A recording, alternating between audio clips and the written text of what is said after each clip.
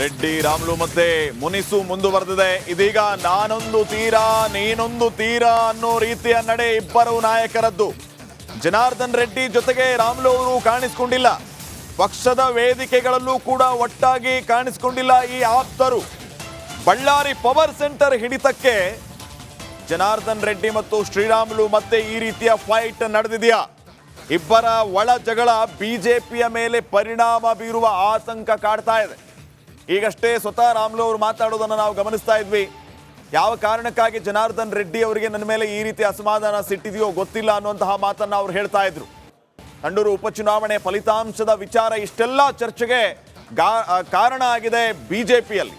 ಅದು ಇವರಿಬ್ಬರ ಮುನಿಸಿಗೂ ಕೂಡ ಕಾರಣ ಆಗಿರುತ್ತೆ. ಇವಾಗ ಇನ್ನಷ್ಟು ಮಾಹಿತಿಯನ್ನ ನೀಡ್ತಾರೆ ನಮ್ಮ ಪೊಲಿಟಿಕಲ್ ಬ್ಯೂರೋ ಹೆಡ್ ವಿಜಯ್. ಈಗ ನೇರ ಸಂಪರ್ಕದಲ್ಲಿ ಜಾಯ್ನ್ ಆಗ್ತಿದ್ದಾರೆ. ವಿಜಯ್, ಗಮನಿಸ್ತಾ ಇದ್ವಿ ಈ ಇಬ್ಬರು ನಾಯಕರು ಯಾವೆಲ್ಲ ವಿಚಾರಗಳಿಗೆ ಕಾರಣೀಕರ್ತರಾಗಿದ್ರು, ಸಾಕ್ಷಿಯಾಗಿದ್ರು. ಆದರೆ ಇದ್ದಕ್ಕಿದ್ದಂಗೆ ಇಬ್ಬರ ಮಧ್ಯೆ ಮುನಿಸು. ಸಂಡೂರು ಉಪಚುನಾವಣೆ ಫಲಿತಾಂಶ ಒಂದು ಕಾರಣನ, ಬಳ್ಳಾರಿಯ ಮೇಲೆ ಹಿಡಿತ ಸಾಧಿಸಬೇಕು ಅನ್ನುವಂಥದ್ದು ಕಾರಣನ? ಯಾವ ರೀತಿ ನೋಡ್ತೀರಿ ಇದನ್ನ? ಶ್ರೀಪಾದ್, ಜನಾರ್ದನ್ ರೆಡ್ಡಿ ಮರಳಿ ಬಿಜೆಪಿಗೆ ಸೇರಿದಾನಿಂದಲೂ ಕೂಡ ಶ್ರೀರಾಮುಲು ಮತ್ತು ಜನಾರ್ದನ್ ರೆಡ್ಡಿ ನಡುವಿನ ಮುಸುಕಿನ ಗುದ್ದಾಟ ನಡೀತಾ ಇತ್ತು. ಅದಾದ ನಂತರ ಬಳ್ಳಾರಿಯ ಸಂಡೂರು ಉಪಚುನಾವಣೆ ಸಂದರ್ಭದಲ್ಲಿ ಇಬ್ಬರು ಕೂಡ ಒಂದಷ್ಟು ಮುಖಾಮುಖಿ ಆಗಿರಲಿಲ್ಲ, ಅಸಮಾಧಾನ ಕೂಡ ಇತ್ತು. ಅದಾದ ಬಳಿಕ ಉಪಚುನಾವಣೆ ಮುಗಿಯಿತು, ಅಲ್ಲಿವರೆಗೂ ಕೂಡ ಎಲ್ಲೂ ಕೂಡ ಬಹಿರಂಗವಾಗಿ ಅಸಮಾಧಾನ ವ್ಯಕ್ತವಾಗಿರಲಿಲ್ಲ.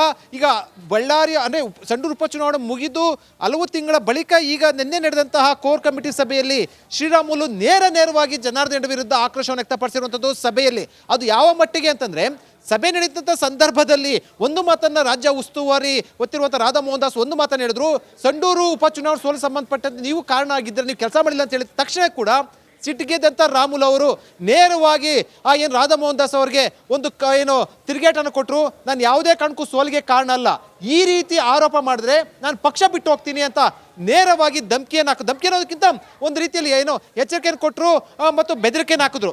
ಈ ಮಾತಿಗೆ ಬಗ್ಗಿದಂತಹ ಅಂದರೆ ಒಂದು ರೀತಿಯಲ್ಲಿ ಶ್ರೀರಾಮುಲು ಅವರ ನಿನ್ನೆ ಅವರ ಒಂದು ಹೇಳಿಕೆಯಿಂದ ಇಡೀ ಕೋರ್ ಕಮಿಟಿ ಸಭೆಯಲ್ಲಿ ಕೂಡ ಒಂದು ರೀತಿಯಲ್ಲಿ ಶಾಕ್ ಒಳಗಾಯ್ತು. ಯಾಕಂದರೆ ರಾಜೀನಾಮೆ ಕೊಟ್ಟು ಪಕ್ಷ ಬಿಟ್ಟು ಹೋಗ್ತೀನಿ ಅಂತ.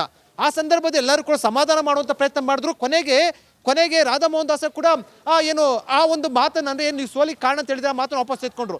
ಪ್ರಶ್ನೆ ಬಂದಿರುವಂಥದ್ದು ಈಗ ರಿಪಬ್ಲಿಕ್ ಕನ್ನಡಕ್ಕೆ ಮಾತಾಡ್ತಾರೆ ಶ್ರೀರಾಮುಲು ಒಂದು ಮಾತನ್ನು ಹೇಳಿದ್ರು, ನನ್ನ ವಿರುದ್ಧ ಜನಾರ್ದನ್ ರೆಡ್ಡಿ ದೂರನ್ನು ಕೊಟ್ಟಿದ್ದಾರೆ.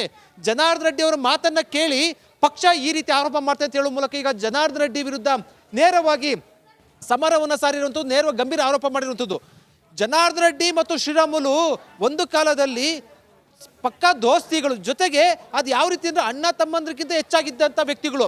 ಈಗ ಇವರಿಬ್ಬರ ನಡುವಿನ ಮುಸುಕಿನ ಗುದ್ದಾಟ ಈಗ ಬಹಿರಂಗ ಆಗಿರುವಂಥದ್ದು, ನೇರವಾಗಿ ಆರೋಪ ಮಾಡಿರುವಂಥ ಹಿನ್ನೆಲೆಯಲ್ಲಿ ಇದು ಮುಂದಿನ ದಿನದಲ್ಲಿ ಯಾವ ಹಂತಕ್ಕೆ ಹೋಗುತ್ತೆ ಅನ್ನೋದು ಕಾದು ನೋಡಬೇಕಾಗಿದೆ. ಯಾಕಂದರೆ ಇದೇ ರೀತಿ ಮುಂದುವರೆದ್ರೆ ಒಂದು ಕಾಲು ಹೆಜ್ಜೆಯನ್ನು ಹೊರಗಡೆ ಇಟ್ಟಿರುವಂಥ ಶ್ರೀರಾಮುಲು ಪಕ್ಷ ಬಿಡ್ತಾರಾ, ಅಥವಾ ಜನಾರ್ದನ್ ರೆಡ್ಡಿಯನ್ನು ಈಗ ಮರಳಿ ಪಕ್ಷಕ್ಕೆ ಸೇರಿಸ್ಕೊಂಡಿರುವಂಥ ಹಿನ್ನೆಲೆಯಲ್ಲಿ ಅಂದರೆ ಈಗಾಗಲೇ ಕೂಡ ಪಕ್ಷದ ಜೊತೆ ಗುಡ್ಸ್ಕೊಂಡಿರೋದು ಬಿಜೆಪಿ, ಈಗ ಅವ್ರಿಗೇನಾದ್ರು ಕೂಡ ಕಂಡೀಷನ್ ಆಗ್ತಾರಾ? ಇವೆಲ್ಲವೂ ಕೂಡ ಬಿಜೆಪಿ ಪಕ್ಷದಲ್ಲಿ ದಿನೇ ಹೊಸ ರೀತಿಯ ತಲೆನೋವುಗಳು, ಅಸಮಾಧಾನಗಳು ಶುರುವಾಗ್ತಾ ಇರುವಂಥದ್ದು. ಇದಕ್ಕೆ ಬಿಜೆಪಿ ಹೈಕಮಾಂಡು ಹೇಗೆ ಮದ್ದನ್ನು ಹರಿಯುತ್ತೆ ಅನ್ನೋದನ್ನ ಕಾದು ನೋಡಬೇಕಾಗಿದೆ.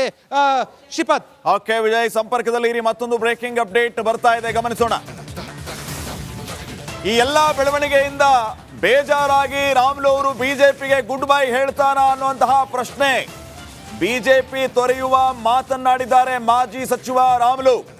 ರಾಧಾ ಮೋಹನ್ ಜೊತೆಗೆ ಸಭೆಯಲ್ಲಿ ನಡೆದಿದ್ದೇನು ಹಾಗಿದ್ದರೆ, ಸಂಡೂರು ಸೋಲಿಗೆ ನಾನಲ್ಲ ಕಾರಣ ಅಂತ ಶ್ರೀರಾಮುಲು ಅವರು ಹೇಳಿದ್ದಾರೆ. ಈ ರೀತಿ ಆರೋಪವನ್ನ ಮಾಡಿದರೆ ನಾನು ಪಕ್ಷವನ್ನ ಬಿಟ್ಟು ಹೋಗ್ಬಿಡ್ತೀನಿ ಅಂತ ಬೇಸರದ ಮಾತುಗಳನ್ನ ರಾಮುಲು ಅವರು ಆಡಿದ್ದಾರೆ. ರಾಧಾ ಮೋಹನ್ ಜೊತೆಗಿನ ಮಾತುಕತೆಯ ಸಂದರ್ಭದಲ್ಲಿ ಅವರಿಗೆ ಅವಮಾನ ಆಯ್ತಾ ಅನ್ನುವಂತಹ ಪ್ರಶ್ನೆ ಈಗ ಮೂಡ್ತಾ ಇರು. ಅವಮಾನದಿಂದಾಗಿ ಶ್ರೀರಾಮುಲು ಅವರು ಪಕ್ಷ ಬಿಡುವ ಮಾತುಗಳನ್ನ ಆಡಿದಾರ ಅನ್ನುವಂತಹ ಚರ್ಚೆ ಈಗ ಆಗ್ತಾ ಇದೆ. ಸ್ವತಃ ರಿಪಬ್ಲಿಕ್ ಕನ್ನಡದ ಜೊತೆಗೆ ಮಾತಾಡುವಾಗಲೂ ಕೂಡ ಶ್ರೀರಾಮುಲು ಈ ಎಲ್ಲ ವಿಚಾರಗಳನ್ನ ಪ್ರಸ್ತಾಪ ಮಾಡಿದ್ದಾರೆ. ಎಸ್ ವಿಜಯ್, ಗಮನಿಸ್ತಾ ಇದ್ದೀವಿ ಈಗ ಇದೇ ವಿಚಾರ ಅವರಿಗೆ ಬೇಜಾರಾಗಿ ಪಕ್ಷ ಬಿಡುವವರೆಗೂ ಅವರು ಮಾತನಾಡಿದ್ದಾರೆ. ಯಾಕೆ ಈ ಮಟ್ಟಿನ ಪರಿಸ್ಥಿತಿ, ವಾತಾವರಣ ಬಿಜೆಪಿಯಲ್ಲಿ ಸೃಷ್ಟಿಯಾಯಿತು ಅಂತ? ಶ್ರೀಪಾದ್, ಅಂದರೆ ಪಕ್ಷ ಸೇರುವಂಥ ಸಂದರ್ಭದಲ್ಲಿ ಜನಾರ್ದನ್ ರೆಡ್ಡಿ ಪಕ್ಷ ಸೇರುವಂಥ ಸಂದರ್ಭದಲ್ಲಿ ಪಕ್ಷ ಬಿಟ್ಟು ಹೋಗಿದ್ರು, ಹೊಸ ಪಕ್ಷ ಕಟ್ಟಿದ್ರು. ಅದಾದ ನಂತರ ಒಂದಷ್ಟು ವೈಯಕ್ತಿಕ ವಿಚಾರ, ಒಂದಷ್ಟು ಬಿಸ್ನೆಸ್ ವಿಚಾರ ಸಂಬಂಧಪಟ್ಟು ಕೂಡ ಒಂದಷ್ಟು ಅಸಮಾಧಾನ ಇತ್ತು ಅನ್ನೋಂಥದ್ದು ಮೂಲಗಳಿಂದ ಮಾಹಿತಿ. ಆದರೆ ಅದನ್ನು ಹೊರತಾಗಿ ಕೂಡ ಒಂದಷ್ಟು ಬೇರೆ ಬೇರೆ ರೀತಿಯ ಕಾರಣಗಳಿರುವಂಥದ್ದು. BJPಗೆ ಮತ್ತೆ ಮರಳಿ ಬಂದ ನಂತರ ಜನಾರ್ದನ್ ರೆಡ್ಡಿ ಅವರ ಸೇರ್ಪಡೆಯಿಂದ ಶ್ರೀರಾಮುಲುಗೆ ಒಂದಷ್ಟು ಅಸಮಾಧಾನ ಕೂಡ ಉಂಟಾಗಿತ್ತು. ಅಂದರೆ ಬಳ್ಳಾರಿ ಜಿಲ್ಲೆಯ ಹಿಡಿತ ಏನಿದೆ ಅದು ಜನಾರ್ದನ್ ರೆಡ್ಡಿ ಕೈಗೆ ಹೋಗುತ್ತೆ ಅನ್ನುವಂಥದ್ದು. ಜೊತೆಗೆ ಬಹಳ ಪ್ರಮುಖವಾಗಿ ಇಲ್ಲಿ ಜನಾರ್ದನ್ ರೆಡ್ಡಿ ಮತ್ತು ಶ್ರೀರಾಮುಲು ಮುಂಚೆ ಬಳ್ಳಾರಿಯನ್ನು ಸಂಪೂರ್ಣವಾಗಿ ಹಿಡಿತದಲ್ಲಿ ಇಟ್ಕೊಂಡಿದ್ರು. ಜೊತೆಗೆ ಇಬ್ಬರೂ ಕೂಡ ಗೆಳೆಯರು ಅನ್ನೋದಕ್ಕಿಂತ ಹೆಚ್ಚಾಗಿ ಅದಕ್ಕಿಂತ ಮೀರಿನ ಕೂಡ ಸಾಕಷ್ಟು ಕೂಡ ಅಲ್ಲಿ ರಾಜಕೀಯವಾಗಿ ಸಾಕಷ್ಟು ಪ್ರಭಾವವನ್ನು ಹೊಂದಿದ್ರು. ದಿನೇ ದಿನೇ ಅವರ ಪ್ರಭಾವ ಕಡಿಮೆ ಆಗಿರುವಂಥದ್ದು. ಜೊತೆಗೆ ಪಕ್ಷ ಬಿಟ್ಟು ಮತ್ತೆ ಮರಳಿ ಪಕ್ಷಕ್ಕೆ ಸೇರಿದ ನಂತರ ಶ್ರೀರಾಮುಲುಗಿಂತ ಹೆಚ್ಚಾಗಿ ಜನಾರ್ದನ್ ರೆಡ್ಡಿಗೆ ಹೆಚ್ಚು ಪ್ರಾಶಸ್ತ್ಯವನ್ನು BJP ಕೊಡ್ತು. ಜೊತೆಗೆ ಏನು ಸಂಡೂರು ಅಭ್ಯರ್ಥಿಯಲ್ಲಿ ಸಂಬಂಧಪಟ್ಟಂತೆ ಸಂಪೂರ್ಣ ಜವಾಬ್ದಾರಿಯನ್ನ ಜನಾರ್ದನ್ ರೆಡ್ಡಿಗೆ ಕೊಟ್ಟರು. ಇವೆಲ್ಲ ಹಿನ್ನೆಲೆಯಲ್ಲಿ ಎಲ್ಲೋ ಒಂದಷ್ಟು ಅಸಮಾಧಾನ ಉಂಟಾಗಿತ್ತು ಏನು ಶ್ರೀರಾಮುಲುಗೆ. ಆ ಅಸಮಾಧಾನವನ್ನ ನಿನ್ನೆ ನಡೆದಂಥ ಕೋರ್ ಕಮಿಟಿ ಸಭೆಯಲ್ಲಿ ಏನು ಜನಾರ್ದನ್ ರೆಡ್ಡಿ ಅವರು ದೂರ ಕೊಟ್ಟಿದ್ದಾರೆ ಅಂತ ಏನು ಇವರು ಆರೋಪ ಮಾಡ್ತಾ ಇದ್ದಾರೆ.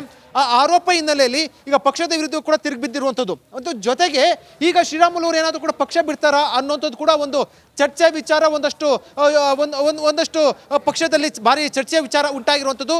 ಜೊತೆಗೆ ಶ್ರೀರಾಮುಲು ಈಗ ಕೇವಲ ಜನಾರ್ದನ್ ರೆಡ್ಡಿ ವಿರುದ್ಧ ಮಾತ್ರ ಅಸಮಾಧಾನ ಆಗಿಲ್ಲ, ನಿನ್ನೆ ನಡೆದ ಬೆಳವಣಿಗೆ ಹಿನ್ನೆಲೆಯಲ್ಲಿ ಈಗ ಪಕ್ಷದ ವಿರುದ್ಧ ಕೂಡ ಅಸಮಾಧಾನ ಆಗಿರೋದು. ಕೋರ್ ಕಮಿಟಿ ಸಭೆಯಲ್ಲಿ ಏನು ಬಹಿರಂಗವಾಗಿ ಎಲ್ಲರ ಮುಂದೆ ಕೂಡ ಏನು ಶ್ರೀರಾಮುಲು ಅವರನ್ನ ಪ್ರಶ್ನೆ ಮಾಡಿರುವಂಥದ್ದು. ಇದು ಶ್ರೀರಾಮುಲು ಕೂಡ ಒಂದಷ್ಟು ಅವಮಾನಕ್ಕೆ ಕಾರಣ ಆಗಿರುವಂಥದ್ದು. ಈಗ BJP ಪಕ್ಷ ಬಿಡ್ತಾರಾ ಅನ್ನೋದನ್ನ ಕಾದು ನೋಡ್ಬೇಕಾಗಿದೆ. ಶ್ರೀಪಾದ್, ನಮಸ್ಕಾರ. ರಿಪಬ್ಲಿಕ್ ಕನ್ನಡ ನ್ಯೂಸ್ಗೆ ಸ್ವಾಗತ. ನಾನು ಶ್ರೀಪಾದ್ ಪಾಟೀಲ್. ಸದ್ಯ ರಾಜ್ಯ ರಾಜಕೀಯದ ಅತಿ ದೊಡ್ಡ ಸುದ್ದಿಯನ್ನ ನಿಮ್ಮ ಮುಂದೆ ಇಡ್ತಾ ಇದ್ದೀವಿ. ಒಂದು ಕಾಲದಲ್ಲಿ ಕುಚಿಕು ದೋಸ್ತಿಗಳಂತಿದ್ದ ರಾಮ ಲಕ್ಷ್ಮಣ ಅಂತ ಹೊಗಳಿಕೆಯನ್ನ ಪಡೆದುಕೊಂಡಿದ್ದ ಜನಾರ್ದನ್ ರೆಡ್ಡಿ ಮತ್ತು ಶ್ರೀರಾಮುಲು ದೋಸ್ತಿ ಅಂತ್ಯವಾಯಿತು. ಈ ರೀತಿಯ ಒಂದು ಬೆಳವಣಿಗೆ ರಾಜ್ಯ ರಾಜಕೀಯದಲ್ಲಿ ಈಗ ಆಗ್ತಾ ಇದೆ. ಜನಾರ್ದನ್ ರೆಡ್ಡಿ ರಾಮುಲು ದೋಸ್ತಿ ಖತಮ್. ಜನಾರ್ದನ್ ರೆಡ್ಡಿ ರಾಮುಲು ನಡುವೆ ಭಾರಿ ಬಿರುಕು ಕಾಣಿಸಿಕೊಂಡು ನಾನೊಂದು ತೀರ ನೀನೊಂದು ತೀರ ಅನ್ನೋ ರೀತಿಯಲ್ಲಿ ಇಬ್ಬರು ಈಗ ನಡೆದುಕೊಳ್ತಾ ಇದ್ದಾರೆ ಅನ್ನುವಂಥ ಪ್ರಶ್ನೆ. ರಾಮುಲು ಮತ್ತು ಜನಾರ್ದನ್ ರೆಡ್ಡಿ ಯಾವ ರೀತಿ ಒಬ್ಬರಿಗೊಬ್ಬರು ಆಪದ್ ಬಾಂಧವರಾಗಿದ್ರು, ಸ್ನೇಹಿತರಾಗಿದ್ರು, ತಮ್ಮ ಸರ್ಕಾರದ ಕಷ್ಟ ಕಾಲಗಳಲ್ಲಿ ಎದುರಿಗೆ ಇಬ್ಬರು ಯಾವ ರೀತಿ ನಿಲ್ಕೊಳ್ತಾ ಇದ್ರು, ಈ ಎಲ್ಲವೂ ಕೂಡ ಇನ್ನೂ ನೆನಪಷ್ಟೇನಾ? ಅಂದರೆ ಇವರ ದೋಸ್ತಿ ಖತಮ್ ಆಯ್ತಾ? ಇಬ್ಬರ ನಡುವೆ ವೈಮನಸ್ಸು ಹೆಚ್ಚಾಗಿದೆಯಾ? ಬಿರುಕು ಮೂಡಿದೆಯಾ? ಅಂತರ ಕಾಯ್ದುಕೊಳ್ತಾ ಇದ್ದಾರಾ ಉಭಯ ನಾಯಕರು ಅನ್ನುವಂತಹ ಪ್ರಶ್ನೆ. ಆ ರೀತಿಯ ಬೆಳವಣಿಗೆ ಈಗ ಸದ್ಯಕ್ಕೆ ನಡೆದಿದೆ. ಬಳ್ಳಾರಿ ಅಂದ ತಕ್ಷಣ, ಬಳ್ಳಾರಿಯ ರಾಜಕಾರಣ ಅಂದ ತಕ್ಷಣ ನೆನಪಿಗೆ ಬರೋದು ಜನಾರ್ದನ್ ರೆಡ್ಡಿ, ಶ್ರೀರಾಮುಲು. ಆದರೆ ಇಬ್ಬರಲ್ಲಿಯೂ ಕೂಡ ಈಗ ಬಿರುಕು ಮೂಡಿದೆಯಾ ಅನ್ನುವಂಥ ಪ್ರಶ್ನೆ.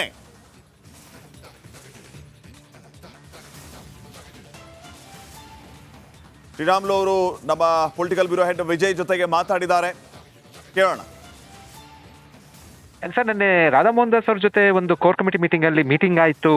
ಅದರಲ್ಲೇನೋ ತಮ್ಮ ವಿರುದ್ಧ ಏನೋ ಅಸಮಾಧಾನ ವ್ಯಕ್ತಪಡಿಸಿದ್ರು. ಏನೋ ಸರ್ ಆಕ್ಚುಲಿ ಆಗಿರೋಂಥದ್ದು? ಅಷ್ಟೇ ಸರ್, ಅವರು ನೋವು ವ್ಯಕ್ತಪಡಿಸಿದ್ರು. ರಾಮುಲುನಿಂದನೇ ಸಂಡೂರು ಎಲೆಕ್ಷನ್ ಸೋಲಾಗಿದೆ ಅನ್ನಂತ ಮಾತು ಹೇಳಿದ್ರು. ನಾನು ಹೇಳಿದೆ, ಎಂತ ಪರಿಸ್ಥಿತಿಯಲ್ಲೂ ಕೂಡ ರಾಮುಲು ಅವ್ರು ಈ ರೀತಿ ಅಲಿಗೇಷನ್ ಮಾಡಕ್ ಹೋಗ್ಬೇಡಿ, ಆರೋಪಣೆ ಮಾಡಕ್ ಹೋಗ್ಬೇಡಿ. ಯಾರೋ ಮಾತು ಹೇಳ್ಕೊಂಡು ನಮ್ಮ ಮೇಲೆ ಯಾಕೆ ಅಲಿಗೇಷನ್ ಮಾಡ್ತೀರಿ? ರಾಮುಲು ಅವರು ಯಾವತ್ತೂ ಕೂಡ ರಾಜಕಾರಣದಲ್ಲಿ ಹಿಂಗ್ ಮಾಡಿ ದೊಡ್ಡವನಾದಂತನಲ್ಲ. ನಾನು ಯಾವತ್ತೂ ಕೂಡ ಪಕ್ಷಕ್ಕೆ ನಿಷ್ಠಾವಂತ ಕಾರ್ಯಕರ್ತ ಕೆಲಸ ಮಾಡಿದಂತವನು. ಈ ರೀತಿ ಆರೋಪಣೆ ಮಾಡೋಂಥ ಟೈಮಲ್ಲಿ ನೀವು ತಿಳ್ಕೊಂಡು ನನ್ನ ಮೇಲೆ ಆರೋಪಣೆ ಮಾಡಬೇಕಾಯ್ತು. ಇವತ್ತು ಬೇಕಾದ್ರೆ ನಾಮಿನೇಷನ್ ಮಾಡಿದಿಂದ ಕೊನೆ ದಿನ ತನಕ ಕೂಡ ವಿಜೇಂದ್ರ ಅಲ್ಲಿ ತರ ಕೇಳಿ, ವಿಜೇಂದ್ರ ಅವ್ರು ಇವತ್ತು ಮಾತಾಡ್ತಾ ಇಲ್ಲ ಅಂದ್ರೆ ಅವ್ರು ಕೂಡ ನನ್ನ ಮೇಲೆ ಕೋಪ ಇರ್ಬೋದು. ಇದು ಸರಿಯಲ್ಲ, ನನಗೆ ಅಪಮಾನ ಮಾಡ್ತಾ ಇದ್ರಿ, ಅಪಮಾನ ಮಾಡಿದ್ರೆ ನೋವು ಆಗಿದೆ.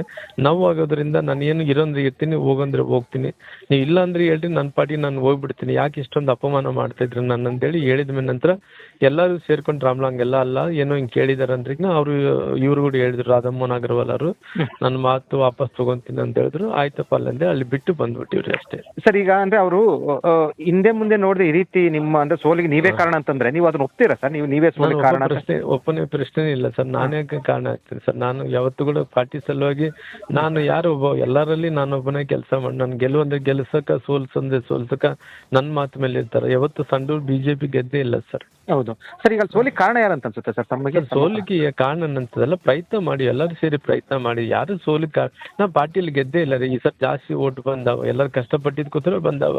ಮತ್ತೆ ಯಾಕೆ ಸರ್ ನಿಮ್ಮ ವಿರುದ್ಧ ಅದು ಮೀಟಿಂಗ್ ಅಲ್ಲಿ ಆ ರೀತಿ ಬೇರೆಯವ್ರ ಮಾತು ಕೇಳ್ಕೊಂಡು ಹೇಳಿದಾರೆ ಅಷ್ಟೇ, ಬಿಟ್ಟು ಬೇರೆ ಏನೈತೆ? ಅಂದ್ರೆ ಪಕ್ಷದೊಳಗಡೆ ನಿಮ್ಗೆ ಯಾರಾದ್ರೂ ಕೂಡ ಶತ್ರುಗಳಿದಾರ ಅಂತಾರ? ಶತ್ರುಗಳು ಅಂದ್ರೆ ಅವ್ರು ಜನಾರ್ದನ್ ರೆಡ್ಡಿ ಅವ್ರು ಹೇಳಿರ್ಬೋದು, ಅವ್ರು ಹೇಳಿದ್ಕೋಸ್ಕರ ಹಿಂಗ್ ಹೇಳಿರ್ಬೋದು. ಓಕೆ ಓಕೆ ನೇರವಾಗಿ ಹೇಳಿದ್ದಾರೆ. ಓಕೆ, ಅಂದ್ರೆ ಜನರೆಡ್ಡಿ ಅವರು ನಿಮ್ಮ ವಿರುದ್ಧ ಏನಾದ್ರು ಕೂಡ ಆ ರೀತಿ ಹೈಕಮಾಂಡ್ಗೆ ಏನಾದ್ರು ಕೂಡ ಮಾಹಿತಿ ದೂರು ಕೊಟ್ಟಿದ್ದಾರೆ ಅಂತ ಅನ್ಸುತ್ತೆ ನಮಗೆ. ಜನಾರ್ದನ್ ರೆಡ್ಡಿ ಅವರು ಕೊಟ್ಟಿದ್ದಾರೆ ಅನ್ನೋದು ಗೊತ್ತಿದೆ ನಮ್ಗೆಲ್ಲ. ಓಕೆ, ಯಾಕೆ ಸರ್ ಜನರೆಡ್ಡಿ ನಿಮ್ಮ ವಿರುದ್ಧ ಯಾಕೆ ಸರ್ ಅಷ್ಟೊಂದು ಅಸಮಾಧಾನ? ಯಾಕೋ ಗೊತ್ತಿಲ್ಲ ರೀ, ನಮ್ಗೆ ಯಾಕೋ ಗೊತ್ತಿಲ್ಲ. ಓಕೆ ಸರ್, ಸರ್ ನನ್ನ